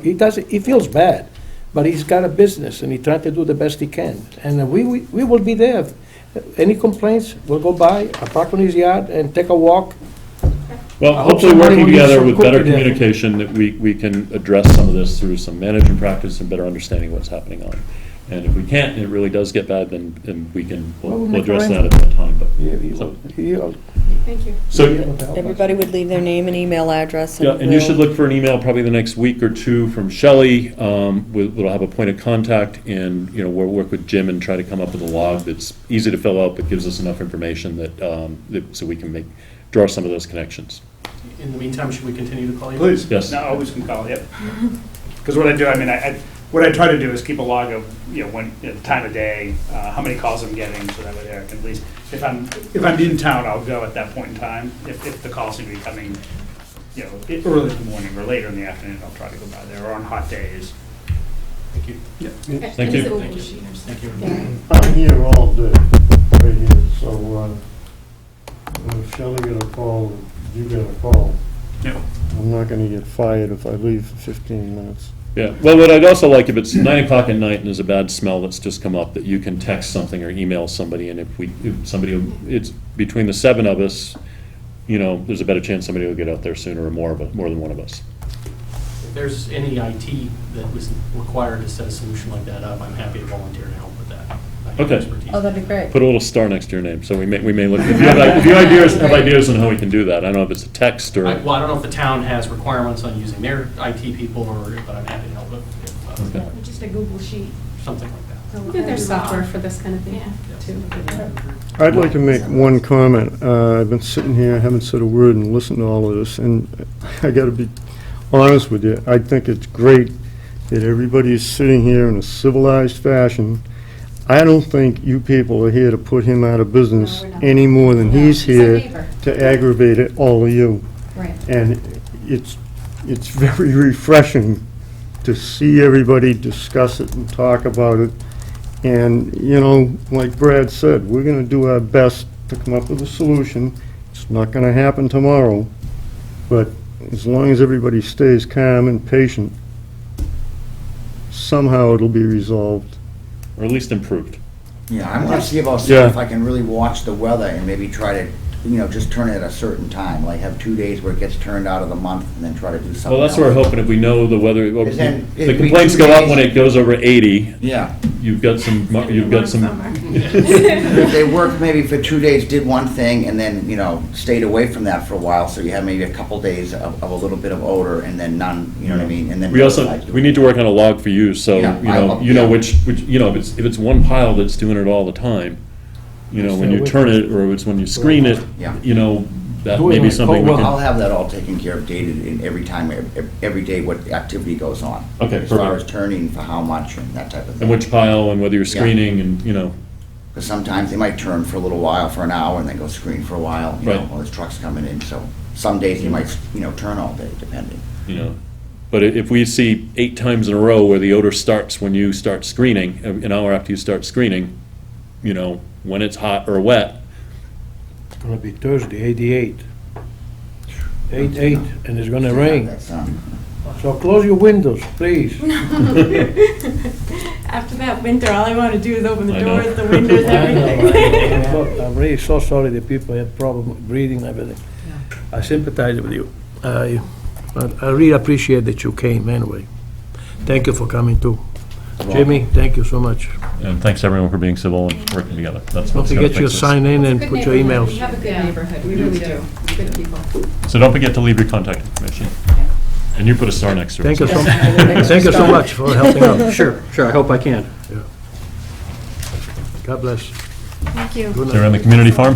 whereabouts is it? I'm on the board of the community farm. Okay. It's up behind the police station in Prouty Woods, the Neff property. Yeah, I'm not familiar with that. I've hiked up there several times. but I Yeah, You know they're where just Wilderness coming Road across is? this year. I live at One Wilderness, so you guys drive right do? past. Okay, yeah, okay, so you know us.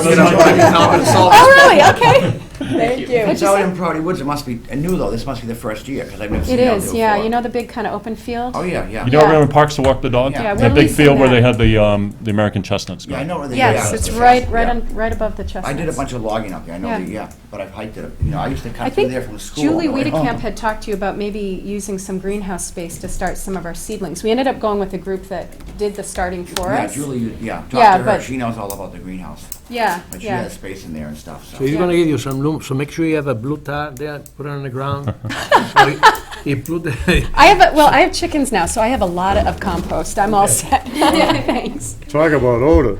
Well, and in fairness, first thing in the spring, when the mud wakes up, there's no, yeah, it's hard.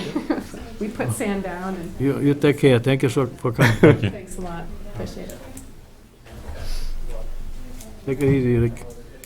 So you own the property between those rock walls there? Yeah, I don't do the far wall. Oh, you do? You own to the wall Yeah, that's 'cause I on had it our... surveyed like, probably. Okay, because when we 10 moved in, they years said that was... No. That's town land. No, that's my land, that's my Okay. land, yeah. They told us it was town. They tell you whatever they want to tell you, but I can show you maps and, they'll try to sell you. I'm in a business where. All right, maybe you guys can talk about this in the hallway, because we still get agenda items. No. I'm not gonna do anything with the ladies, you know.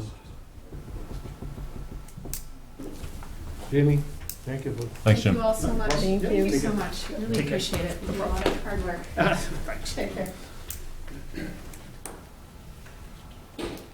Oh, boy.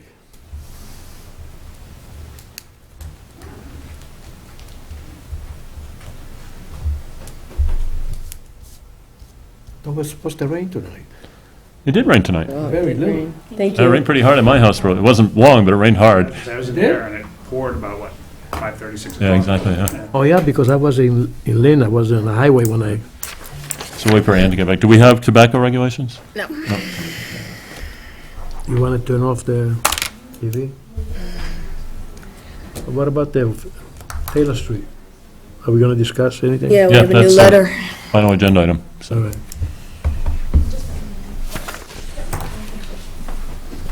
Central Mass Mosquito Control Program. That's all right. Waste of money. Yeah, I know, yeah.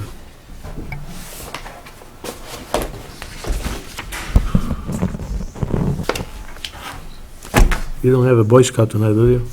I did, but I had somebody else be there to do, so. I have your sign. So what are we John. looking at right now? So call the meeting back to order. We have a continuation on the tobacco regulation, so we have discussion on 11 to 15 Taylor Street, and an update on the condemnation order. Okay, so we are continuing tobacco, we didn't get the input. We still didn't get it back from Okay. our friends. So we do have a letter, I guess this is from town council? Yeah, right here. Okay. So if people folks want to take a few minutes to review I that. already read it before. Not all of us have. It's- Some of it's us out. have jobs, Gina. We signed it long time, 2 years ago, right? Was it 2 years ago, Annie, when I signed it? 2012. 2012 I signed it. So. Who's going to pay for it, the town? Read the letter, Yeah, Gina. That's one issue. I don't know. There would be a, you know, there's a lot of land there. How many acres would you say? Couple? Maybe 2 acres. 2 acres? Yeah, that's about how much, he doesn't know the field. Unity one? Yeah. I thought it was like an acre and a half. If I had money, I would buy It's that just barely over and an put acre. Is it really? housing for the seniors.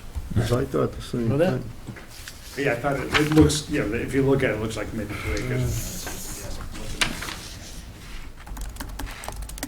Well, I'm glad we had a nice, calm discussion. We didn't get, nobody get upset.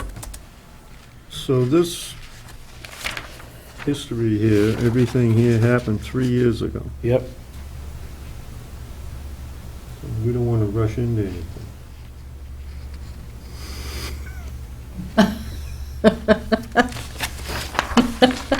At least we Are got you a, suggesting we at let least it we go got a another letter from the 5? attorney. And Keith Bergman. Boy. So they must fund the money, 40,000 to demolish that, but the question is, they gotta, what if he's, Every time we talk He about goes to- demo, if it goes to court, he's gonna appeal it. If the judge says, he's gonna, he's gonna appeal it. So what are we gonna do? same thing that's been done for probably the last 25 years.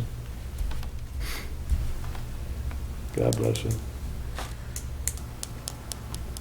The cost of demolition, the people I spoke to verbally, was around 25 or 30,000.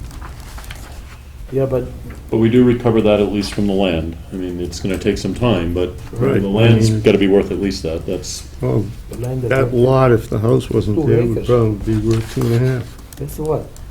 So does the town have 150,000. 20 to 30 that we can use for demolition? well, I think first, that we have some things we have to determine whether it's demolition is warranted. Yes, that's true, but I'm just wondering, to even go down this road, does the town even have, because that's what stopped us a few years ago. Well, I think before we explore that, my suggestion is let's figure out whether it's warranted, and then we have to Yeah, determine whether yeah. we can do it, so. Yep.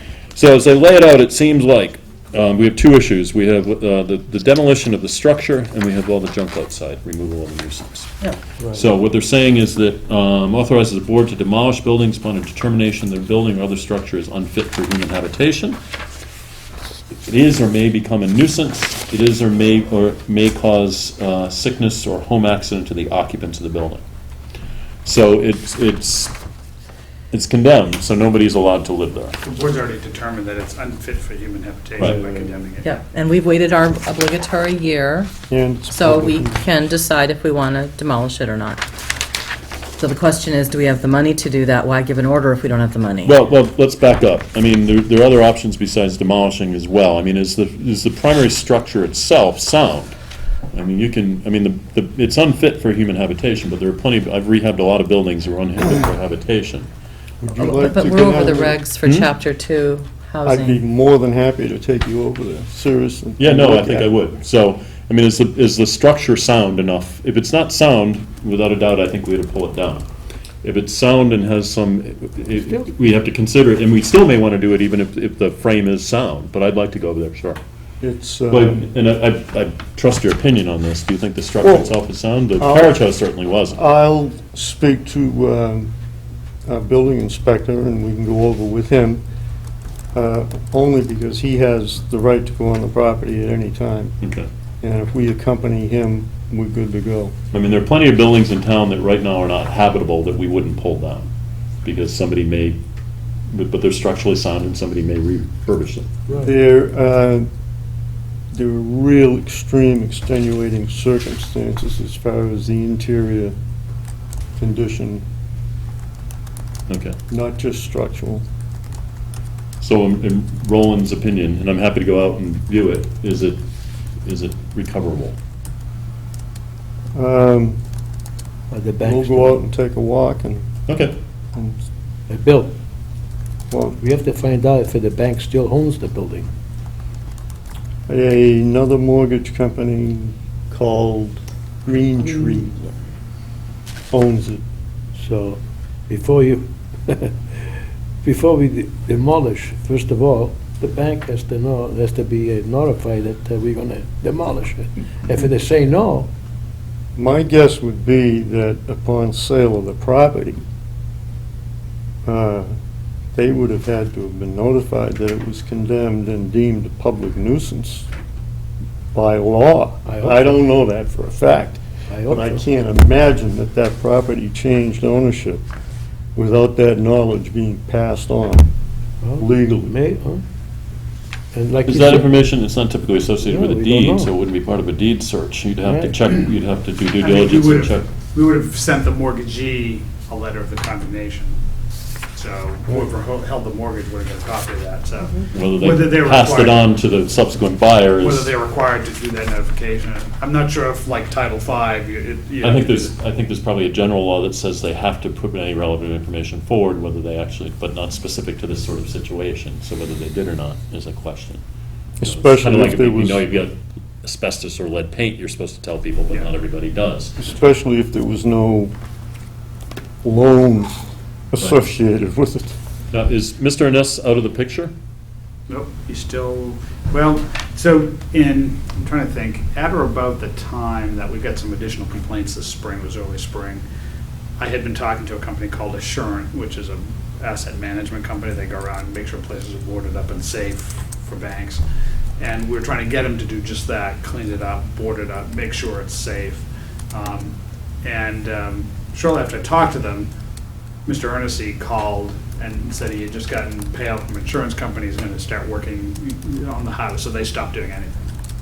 Because he told them not to secure it, because he was going to take care of it. So, well, I guess, back to your point about it, I think the structure's probably sound. I mean, I didn't feel unsafe being in it, but It needs a lot of But work. you know I'm not what I saying we shouldn't mean by demolish it the otherwise, but I mean, extenuating if it was circumstances. unsound, it would be a no-brainer. But I guess the concern has been, it has been very difficult to secure and keep people out of it. And there's if you face the house to the left back, where the carriage house probably butted up to, there's a cellar hole it's not real deep, but it's maybe 4 or 5 feet deep, that's open. So I guess the issue is, no work seems to be being done on it. None of the systems are in compliance. There has been a history of unpermitted work that when we were in there, the time we condemned it, there were gas heaters that were not permitted, but running in the basement. That was the heating system. They pulled the electrical permit because the temporary that they had there, because they wired it back to the house, kind of. So, I mean, I guess that's the issue that I have with And it. I'm not suggesting we Yeah. don't issue that, I'm just saying if the building was structurally unsound, it would be a no-brainer. Yeah. Those are some of the other reasons why you may want to consider Right. it. So it's clearly unfit for human habitation. And I might add, Brad, the point I was trying to make was, in order for anybody to go in there and try to bring the thing back to life, they would probably have to wear tanks of oxygen, and, I mean, it's to that extreme. It's, Yeah, I wouldn't be surprised. And I don't think our regs matter whether it's structurally sound or not. We're tasked with Chapter 2 of the Housing Code. I don't think you're listening. So- What I said, if it was not structurally sound, this would it'd be be a a no-brainer. no-brainer. I agree with If you it is 100%. structurally sound, we have other things that we can and should or should not consider. That's why I was asking. If it was not structurally sound, that would be it. Yes, no, I heard that, but I We can think force the to have all Chapter the 2, stuff cleaned out. the Chapter 2 issue in my mind is really important. It has been allowed to go on for so long that That's the real issue. it's, Well, and it's not securable, there's work that's Well, being it done. is. We've had a Yeah. I think it is securable. He was told to secure it, and I took pictures when Roland and I went down there, and he's got a hasp and a padlock, and the padlock is just hanging on the door. It's not attached to the hasp, so, But I we have mean, an open if basement, you which I think walked needs to be by and considered. looked at it, Yeah, Brad, so the you'd basement's say, oh, open. that door's locked. But it's So- not. And it's only one set of bolt cutters away from getting back into it. Well, I know, but at least an effort would have been shown, but there was My no concern effort is some shown. teenagers are over there messing around, if it were at least locked, but where you have a 4-foot basement that's probably full of water, debris, and sharp objects, Yeah, that's, fortunately, it's just, it's more of a fall hazard, because Yeah. unfortunately, it's up high enough that water table's not there. I mean, somebody's always gonna be able to get into a building. you Yeah. know, But if there's reasonable measures taken Even to if there's secure lock, it. they get but All it's I not can like there say, are. all I can say is, in order to appreciate what we're talking about, you have to You have to see it. firsthand. Okay.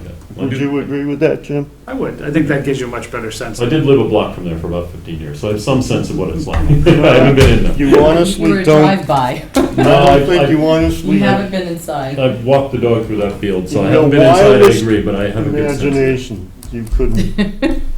I've got a pretty wild imagination, a lot of experience with that old building, so.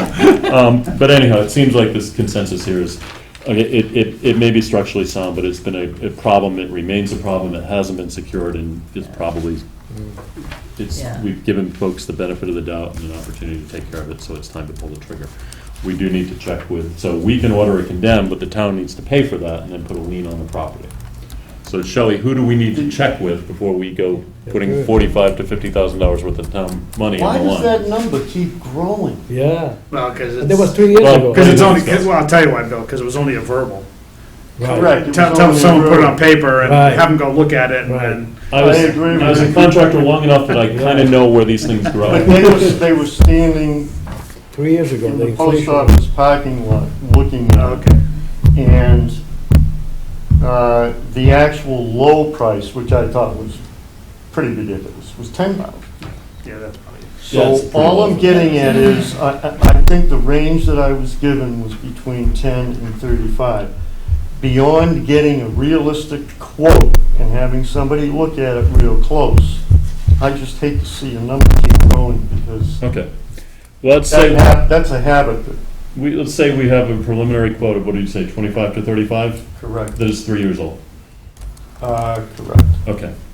Shelley, how do we move forward? What's the typical, because I'm comfortable ordering this demolished, but I'm not comfortable allocating town money towards it without somebody saying we have it and they agree.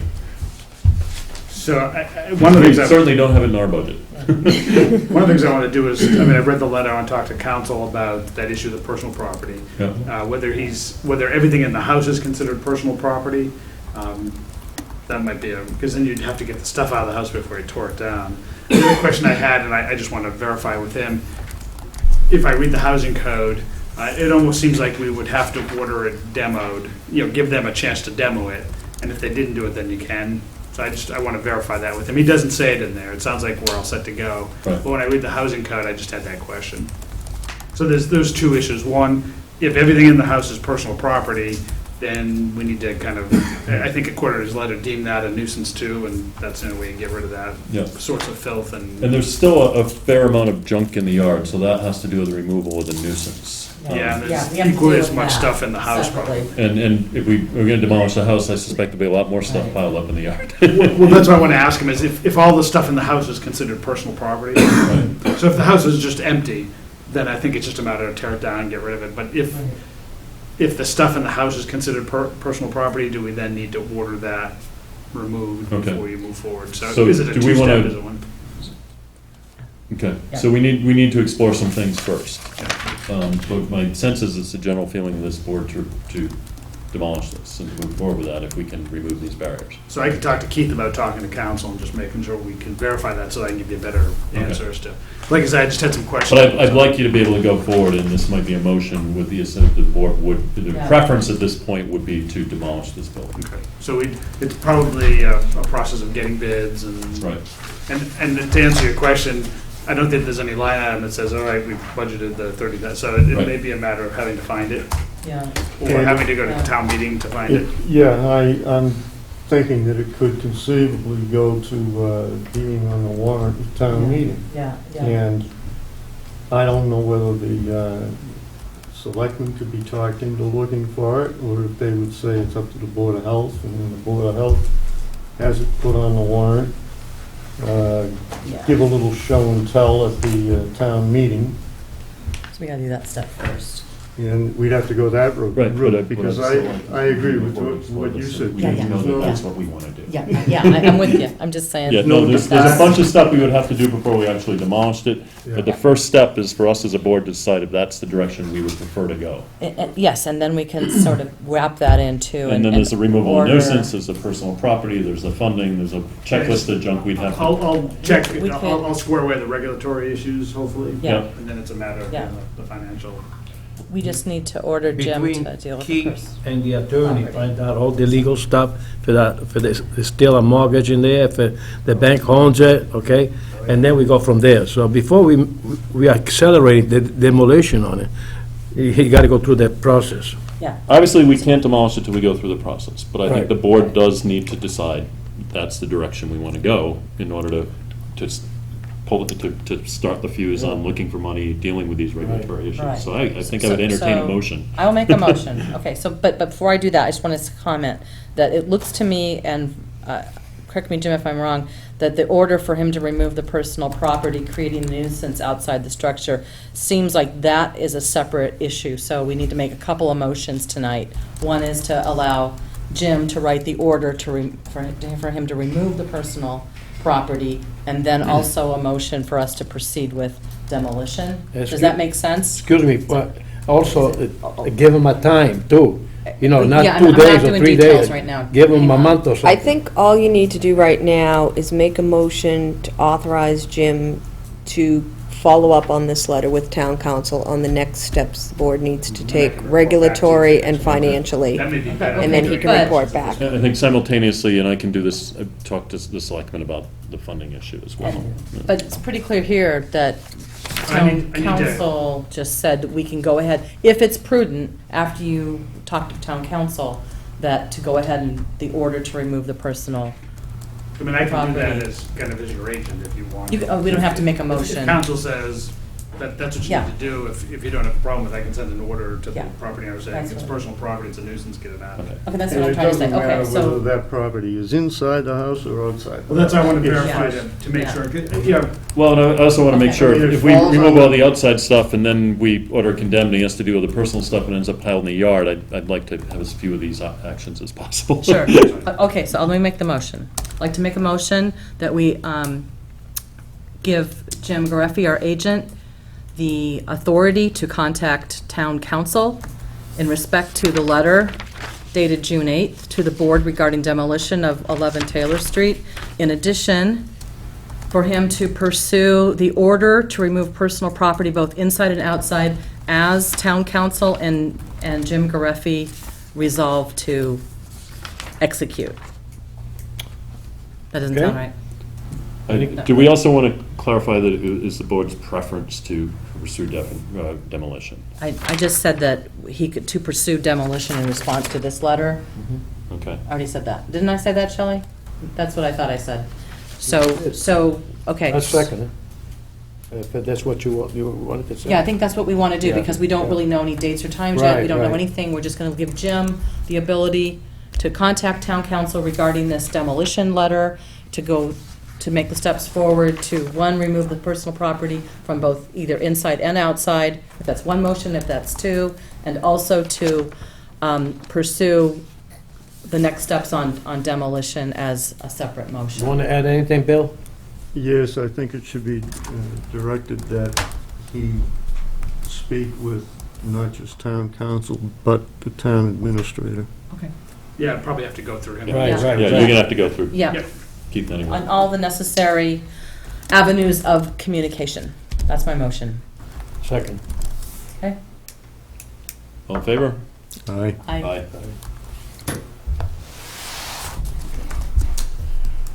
Let's see what happened. Shelley, at the last meeting, there was a letter from a bunch of neighbors, not only on this property, I believe, but on the stove shop as well. I do think we owe them a response. Yeah, what do we want to say to the stove shop? The poor stove shop.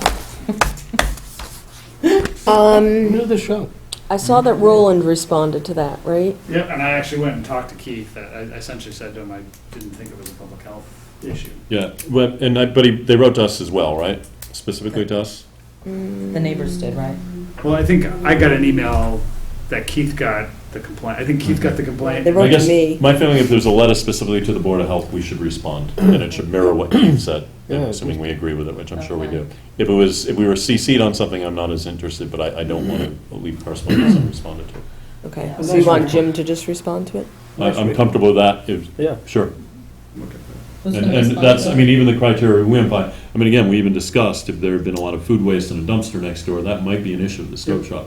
But in and of itself, there's no public health issue there. What I told Keith was, I'm going to, like the other sites, just keep an eye out. If all of a sudden you start seeing new appliances show up there, Right. lots of new appliances, to me, that's not, I don't know. I mean, there's. Or rat complaints or Yeah, things that's like that. right, yeah. So, I mean, it's kind of keeping an eye on what shows up on the site. I mean, he has a business there rehabbing old stoves, so if you see an old stove shop, like you say, it's inventory. Right. So, Okay, But again, even if it so- was his business, I Yeah. mean, again, if it was harborage and it Yep. could, in active harborage, I would feel slightly different. Yeah, we received a letter from a bunch of neighbors regarding that site, and this is one email that I received from a neighbor, and the letter basically said the same thing, just that, Okay. Is the person who wrote the Mess. email also a signatory to the letter? I believe And so. I think probably the letter is the appropriate way to respond. Yeah, it is. I'm just saying there is, it's, we can address I just want to show you that. part of it. So I'm comfortable with Jim responding to that. So essentially what I'll do is explain the feeling on the stove shop and explain to them the actions the board's considering on Yeah. 11 Taylor. Yeah. Okay. That way they know that action, that this site, the stove shop doesn't require any action by the board, and that the the other property, action, this is the board is going to be taking some additional actions. Yeah. And I As was allowed referring for to under the the zoning housing code. board. So it's, Yeah. I think we should make sure that in all writings, it should say 11 through 15 Taylor, so that he can't go to court and say, well, this part's 11 and this part's 15. yeah, I think he Yeah, tried that's a that, good and we went, point. nah, I don't think so, but you're right, I'll, We since might as well, council does, I will mimic, I mean, Anything else? Any other business? No? Motion to adjourn? I'll make a motion to adjourn. Second. All in favor? Aye. Thank you, Jim. Thank you, Jim. Thank you so So much. we should touch, do you want to take a shot at that log? Would you like me to do it? I have no problem. Okay. Yeah, just, you do like an Excel spreadsheet kind of thing? Yeah, that's all I'm thinking. Just something they can fill out easily, either by hand or by computer that, I'm thinking.